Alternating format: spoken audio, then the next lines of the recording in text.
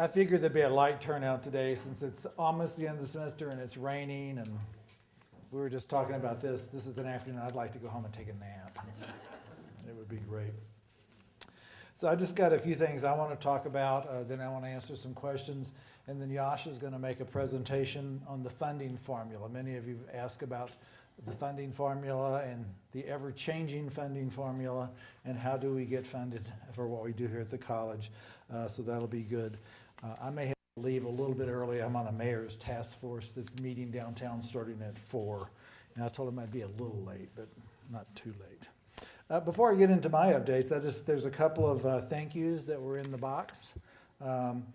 We wanted to thank Valerie Griego Martinez for her years of service. She's been working and used to work in the conference center, now financial services, and she's taking a job at Tax and Rev, am I right? Yeah. Tax and Rev, starting next week, I think.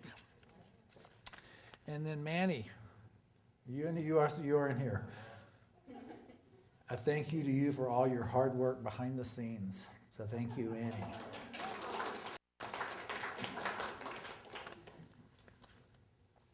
On the financial side of the house, we were able to, I don't think I really mentioned this the last time because I was waiting for it to happen, but we were able to successfully get an additional months of our state appropriation accelerated to us. We had to get an exception to the 50% rule, which I'm not going to go into, and we got it approved. And so we got the June allocation appropriated to us, and it was deposited in our bank accounts on the day before Thanksgiving. So that means we definitely had plenty of money to make not only the November 28th payroll, but the December 12th payroll without having to worry too much. So we have made it to December, and we're going to make it through December, and then things get better because we get our mill levy appropriation from the county the week of December 20th, and then another big chunk the week of January 15th. I guess they're both the weeks of the 15th. So that's great. One of the things I wanted to talk briefly about is that there's been lots of questions about stipends. We're under a lot of scrutiny from auditors, from the people outside. We've had allegations made against us that we were using stipends and just, I guess, willy-nilly giving money to people for no reason at all. But a stipend is an extra payment to somebody for taking on extra duties or doing an extra project. And there are often times that we ask people to take on extra duties, but it's for a short period of time and they just do it as part of their regular job. But there are times that we ask them to really go above and beyond, or in the case of faculty, sometimes to work on days that are not in their contract period, between semesters or in summers. And so we pay them a stipend, a fixed amount to do a specific project, and that's what a stipend really is. And so we're going to always do stipends. The private sector does stipends. The public sector does stipends. Stipend is not a 4-letter word, but it's being made out to be that way. We went through an audit for all the stipends we had paid in a 4-year period, and we went through all the correct approval processes to get those stipends approved and signed off by the various managers, the finance office, the budget office, the payroll office, the HR office, and in most cases, the president's office signed off on them. So, you can't just give somebody money without having multiple people approve that. But a stipend, just remember, it's extra pay for taking on additional duties for a specific time period or a specific project. And so you may see some stories in the paper soon about some of that.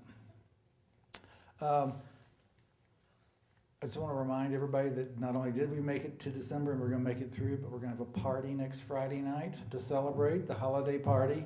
So be sure, if you haven't already RSVP'd, if you want to come, RSVP to Barb, and let people know everybody can bring one guest. And this is being fully funded by the Santa Fe Community College Foundation and the executive team. We've all contributed money, so there's no institutional funds going, and there's no cost to attend. So we're going to have a DJ, and we're going to have food, and there's going to be a cash bar. I believe there's going to be a cash bar.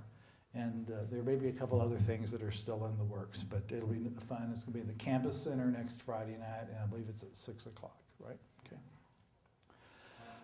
Not Campus Center, I heard it's over at the Bible. No, we moved it to the Campus Center.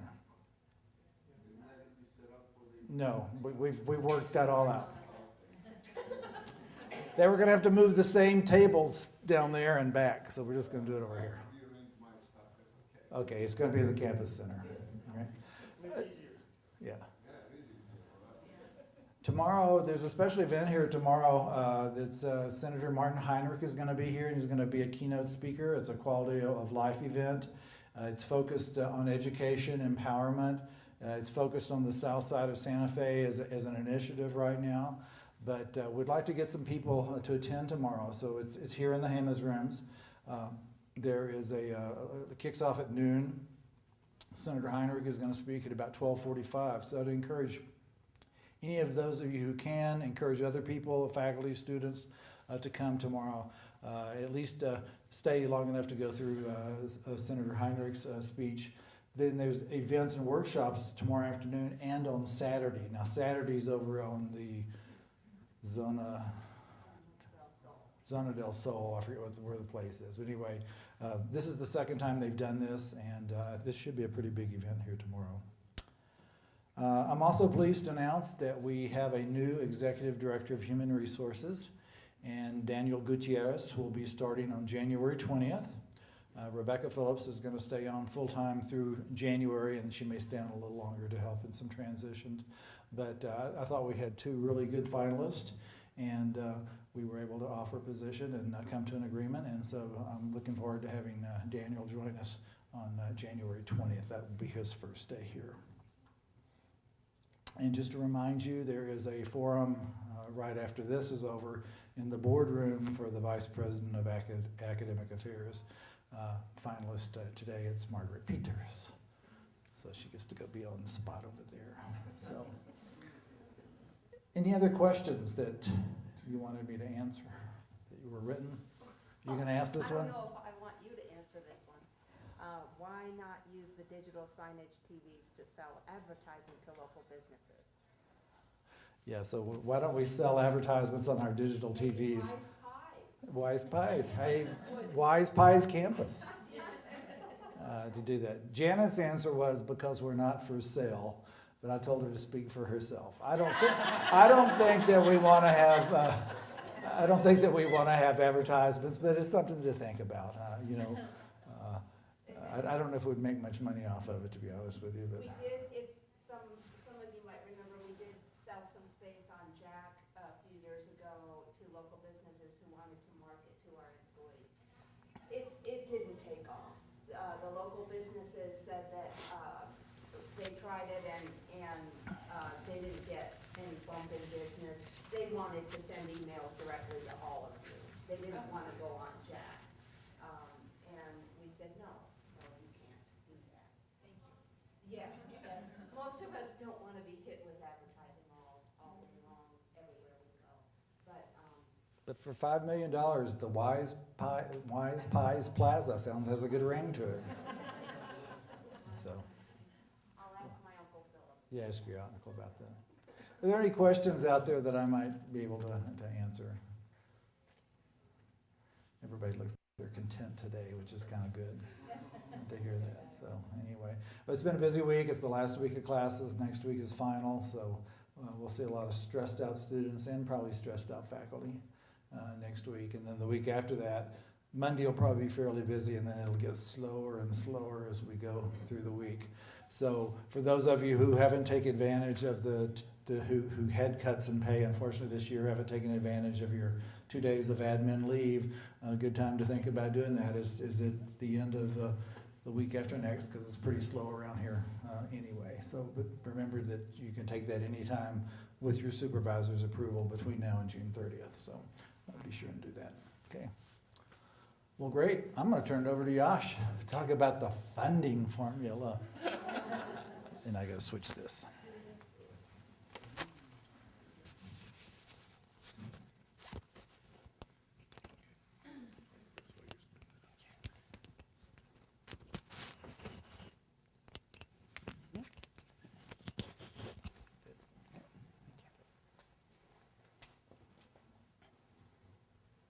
All right, fun with funding formula. So, now that I have you as a captive audience, right? No, not really. I'm going to be happy to talk about the funding formula. So, funding formula in a nutshell, if this works. There it goes. All right, some quick warnings. Please note, this presentation intentionally simplifies the funding formula. The actual formula itself, it's actually up on the Higher Education Department website, and it's 25, maybe even 30 tabs of lots and lots of data with complex formulas that's connected to one another. If you're interested, you should take a look at it, but this should give everybody sort of a high-level overview about how the funding formula works as it's currently being proposed by the New Mexico Higher Education Department. And that's really important, right? Because during this legislative session, there's always some changes. Sometimes the recommendations from the legislature is different from the executive. And so just please keep that in mind. This is the latest proposal, which may change. Also, if you have any questions, please ask as I go along. If you have a question, it's most likely that somebody else has a question, or maybe even people at the YouTube land that has some questions, so you're doing everybody a favor, okay? So don't go ahead and interrupt me. Okay, and one other thing. Please keep in mind that state funding accounts for approximately 30% of SFCC's revenue. So keep that in mind. Okay, so funding formula in a nutshell. A certain percentage of last year's state funding and new money will be set aside for redistribution. That's basically, so whatever money we received last year, which is about $9.8 million, 8% of that gets set aside for redistribution based on performance, okay? And so it's really a performance-based funding, but the huge proportion of the state funding is sort of set. It's that 8.2% that's really at risk, or even like effects based on how we're doing on the performance. And although this particular recommendation does not include the mill levy credit, which stands for local support, that may also influence how much money we receive. Usually the legislators usually include the mill levy credit. That's our local appropriation. So what they try to say is, hey, since you get X amount of dollars from your local tax base, we're going to either reduce or increase your funding based on the amount of money you are currently receiving. Okay? Any questions? But don't worry about that part. Let's go a little more in the easier to understand realm. Okay, so that 8.2% we talked about. Let's talk about how that gets redistributed. There are 6 components of the funding, of the performance components that I want to talk about that, based on the performance in each of these areas, institutions either gets an increase or decrease in their funding. So that's base operating, EOC-SCH, which stands for end of course student credit hours, and I'll go into more details about what they are. Number of awards, we actually do award STEM H degrees, at-risk degrees, and mission-specific measures. And I will like to go through that one by one. First thing, the end of course SCH. It accounts for 25% of the funding formula components, the performance components of the funding formula. And to understand the end of course student credit hours, you really need to understand what the student credit hour is. So the student credit hour is basically a number of students that's enrolled in a course multiplied by the credit hours, okay? And so an example is if there's 20 students in a 3 credit hour course, then we receive 60 credit hours of SCH. Does that make sense? Okay. Now, the end of semester, end of course parts comes in.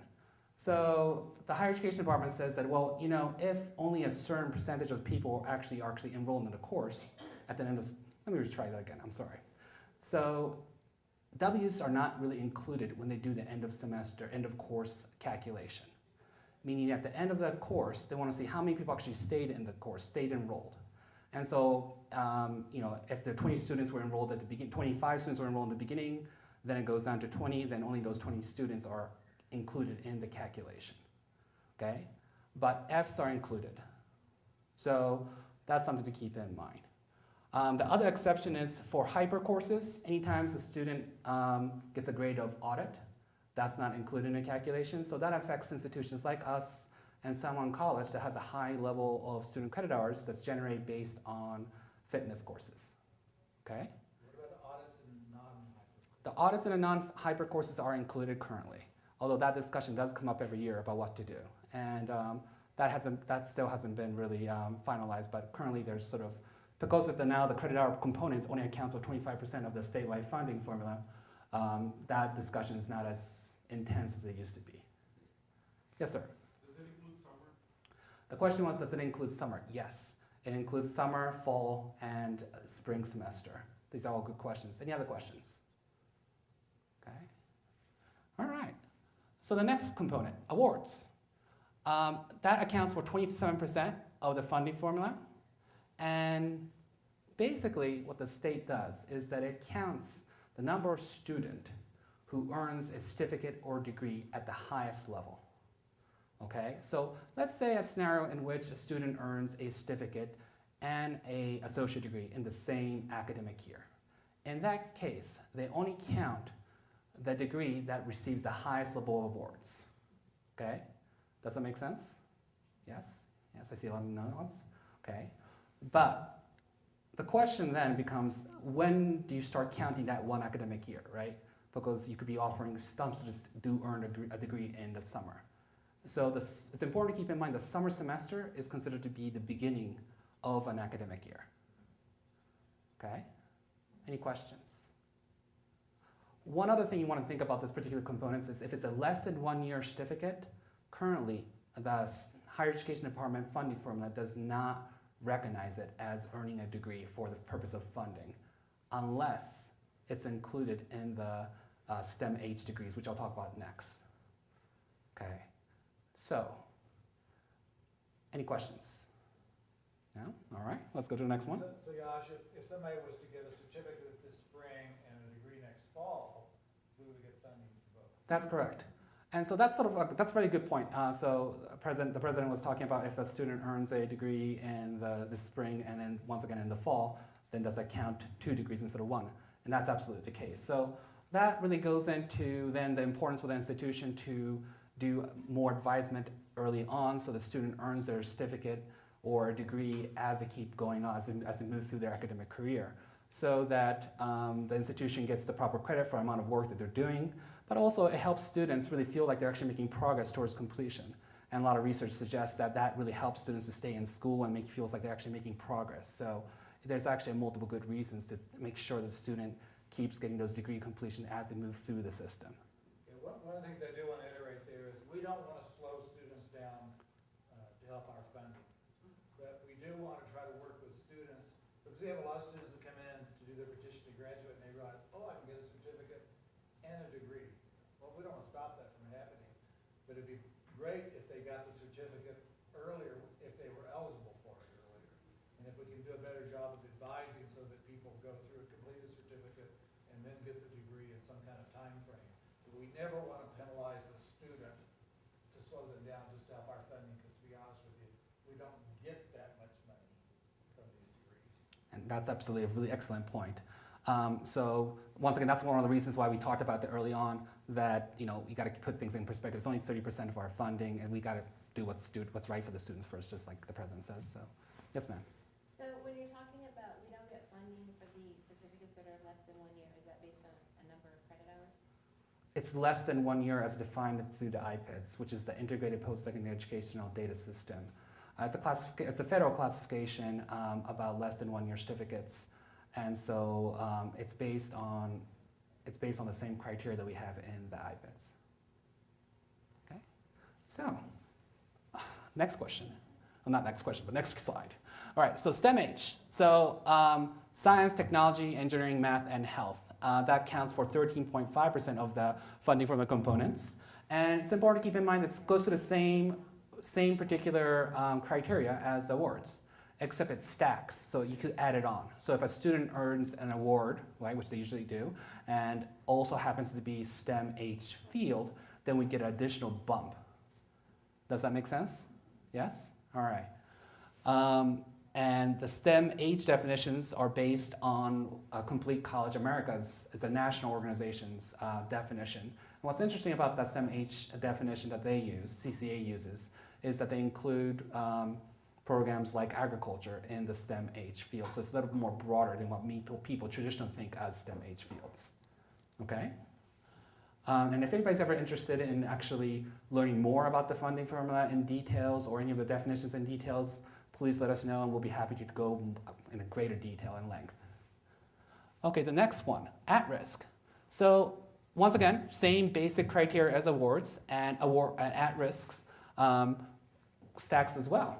So if a student happens to be financially at risk, so the way the state defines is Pell eligible student. And the way to define a Pell eligible student is based on the expected family contribution, or some of you know as EFC, through the FAFSA. Right? When people fill out the FAFSA, they do the calculation of what's the expected family contribution towards their college education, and based on that, they say whether or not the student's eligible, which means that students who are undocumented or students who received enough financial aid from other sources who's not applying for Pell still gets counted in this classification when they're actually calculating for whether or not a student's at risk. Now, there's always a discussion about academic at risk versus financially at risk, but this is so far that what's accepted across the state as the definition for this particular component. Any question about this one? Okay. So if the award, everybody said, if the award is given, we get extra money if it's STEM age, and even more extra money if it's at risk. So you can get the stacked component on top of an award. It could be STEM age, it could be at risk, it could be both. Absolutely. So it can really stack on one on top of another. So that's an important component of the funding from that everybody should sort of be aware of. Okay? And then another interesting component this year is that they have something called a mission-specific measures. And the mission-specific measures are different based on which sector you're in. So a four-year research has a different mission-specific measures than the four-year comprehensives. All the two-year institutions, whether you're a branch or independent community colleges, have the same particular measure. And so for us, that is dual credit and MP30. So let me just talk about dual credit real quick. So last year, dual credit, the dual credit, one of the things you want to think about is that it follows the same criteria as EOC, SCH. But last year we were actually getting funded at $4.75 per credit hour. This year they're proposing to increase it to whatever tuition that each institution actually charges to our students. And so that means what the HED looked at is last year's actually catalog and said, okay, last year SFCC charged $39.50, so that's the amount of money they're proposing. And so, but because the fact that EOC, SCH criteria applies, you gotta keep in mind about 9% of the dual credit students actually withdraw from a class, so that, and it goes down and affects different things, so just keep that in mind in perspective. Another thing is, whenever you offer a dual credit course, an equivalent course must be offered at a college campus, or it's considered to be restricted in funding, so you can't count that in the calculation. And also, only 11th and 12th grade students are eligible for state funding. That doesn't mean we're not doing it, but I'm just saying that's sort of what the state is saying. Any question about the dual credit component? Now, it's interesting that the state decided to use tuition because that means schools where they charge a higher tuition is getting a higher dollar amount, which sort of discourages keeping the tuition low and keeping the access as wide as possible for low-income students. And so there's always a discussion about, well, maybe they should do an average or a flat fee so that we could actually reward institutions that tries to keep the tuition affordable for our students. But that's a discussion probably for next year. The momentum points 30. Now that's an interesting one. So basically it gives funding whenever a student earns 30 credit hours. But if in a scenario in which a student earns that 30 credit hours by going to institution A and institution B, then that proportionate credit hours split between those two institutions. So let's say I went to SFCC and earned 15 credit hours, then went to CNM and earned additional 15 credit hours, then the amount of money we receive from the state is split 50-50. Does that make sense? And the idea is that the MP30 is that once you have 30 credit hours, you're really showing a momentum towards degree completion. And so that's why they want to sort of reward that in particular measure. Another important thing to mention is that it includes developmental education because last time the state ran this report, about 50% of public high school graduates required at least some form of developmental education. For the community colleges, that's usually in the 80 to 90 percentile in terms of students requiring developmental education. So that's one of the things. They actually account for that there. So any questions there? So you gave the example of a student who takes 15 here and then 15 in a C&M. What if they do 15 here and then 15 here at a UNM? Oh, that's a very good question. So if the student takes 15 credit hours here and 15 credit hours at UNM, then it's still counted. It's any credit hours earned while in the state system. So it's not counted for the private institutions, and we do have people in Santa Fe and across the state, but it is counted for any public institutions. And actually, public post-secondary, that does not include NMI, or I'm sorry, NMMI, New Mexico Military Institute. Yes, sir. How does it count with the HEC here? So all the courses, all the credit hours, so this is where we could potentially, that partnership with the HEC could be very advantageous for our students and us in terms of funding, because they could earn that first 30 credit hours and then the second 30 credit hours with the partner institution. So if they're taking some courses early on, that's still counted towards their 30 credit hours. So this particular measure really complements one of the work that we're already doing to help our students be successful through the HEC program. But just to clarify, if the student takes 15 hours with SFCC and then goes through the HEC to one of our partner institutions, We only get half of that, yes. It's whatever amount that we actually offered. right, so the HEC Yeah. is a partner. Yes, and that's what's interesting about that particular issue is that four-year research does not necessarily get that particular funding, but the four-year comprehensive, because as part of they have a similar momentum points, but it's for MP 60. So they get counted there. And so similar things happens when you actually think about the MP 60 measure. All the credit hours accumulated at the community college is not necessarily accounted for in the four-year comprehensive MP 60 measures. They're just trying not to count the credit hours multiple times. And it's only proportionate to the credit hours. In some cases, they don't actually finish exactly at 60 to 66, so this split between like whatever that final semester in which it brings the students above. I'm sorry, I'm probably going too complex at this point. So yeah. So anyway, if they actually get the 66 credit hours, and that's the number they use to actually sort of divide the percentages and try to get to the right proportion. So a lot of good questions. What else? It gets complicated. It gets fun. Yeah. Yes, sir. Josh, have we ever been able to tap into the HED redistribution funds, at the end of the year, how there's monies that are left over? How successful or unsuccessful have we been at that? I'm not sure which redistribution funding, There aren't any that I know of. yeah, that you're referring to. Typically, in the HED, monies that you think there's always leftover money in the state budget, and they have redistribution funds, and I've talked to several legislators that have asked me, have you guys ever sought those redistribution funds? So our conversations with HED is, number one, they never have any left over because it always goes to the institutions and it doesn't revert. The place where there are sometimes leftover funds that get redistributed is at the state public education department, the Carl Perkins funds. And every year we do get a redistribution and get an increase in the Carl Perkins. But those are, really for equipment mostly in program areas that are classified somewhat as vocational programs.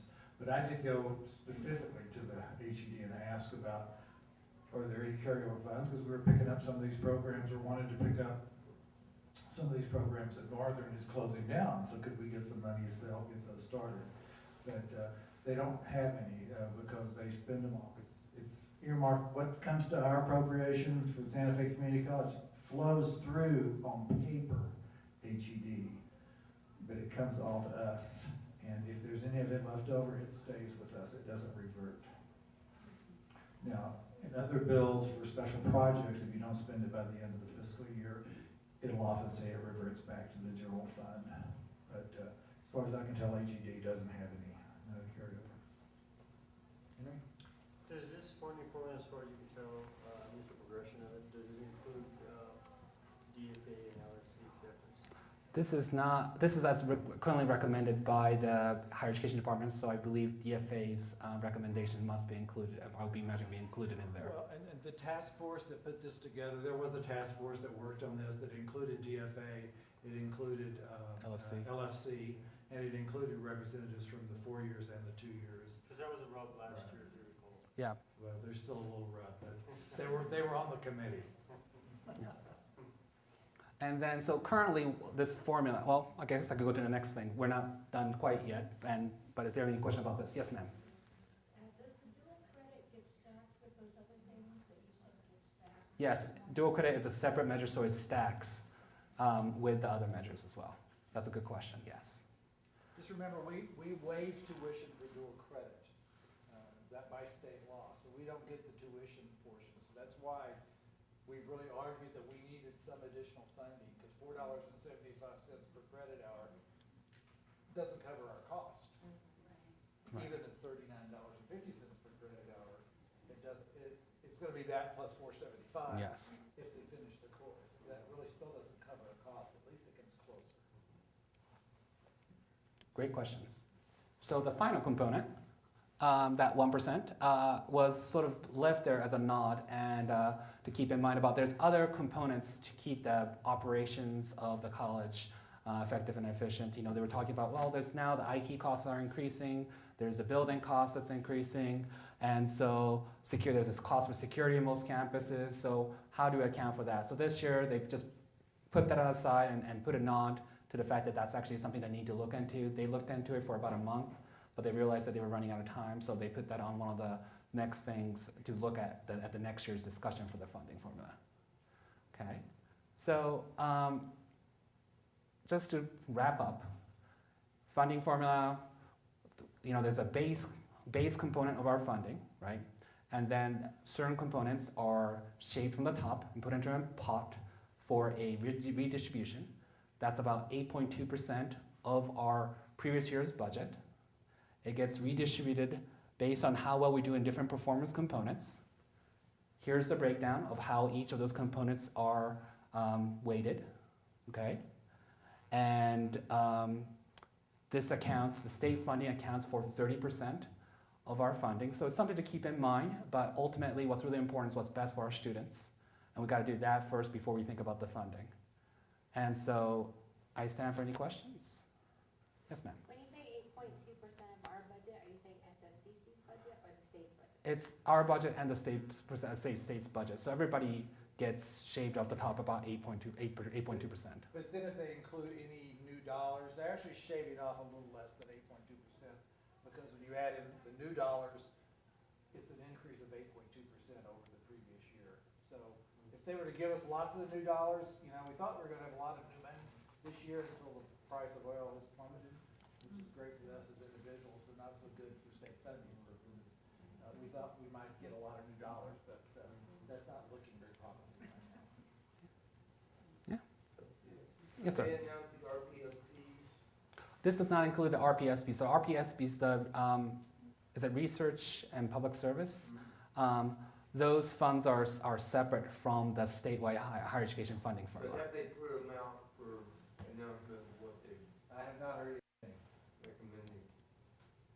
So that's of course an important part because we have a lot of public I service. have a feeling all they're recommending is continuation of last year, which is what they've done for 3 years in a row, so, it's flat. Okay. But I've not seen any official, because they didn't even do the presentations this year, did they? I don't think they did. I think the only ones they called in to present were the new awards, the reapplications, I think assuming they're just gonna stay the same. But I've not heard anything. Any other questions? All right, well, thank you very much. Thanks, Josh. Any other overall questions? I gotta go over in about 2 minutes. Did this help to understand a little bit about the formula? Don't memorize it, because it could change next week. Thanks, Josh. Is your presentation available on Jack? It We will. should- it will be. Yeah, it'll be available on Jack. And then if anybody wants to talk to me one-on-one or understand more details, then I'm happy to set up a time and meet with either a group or individuals. How Thank you, sir. exciting. Yes. All right. Or if you have a hard time falling asleep at night, you know.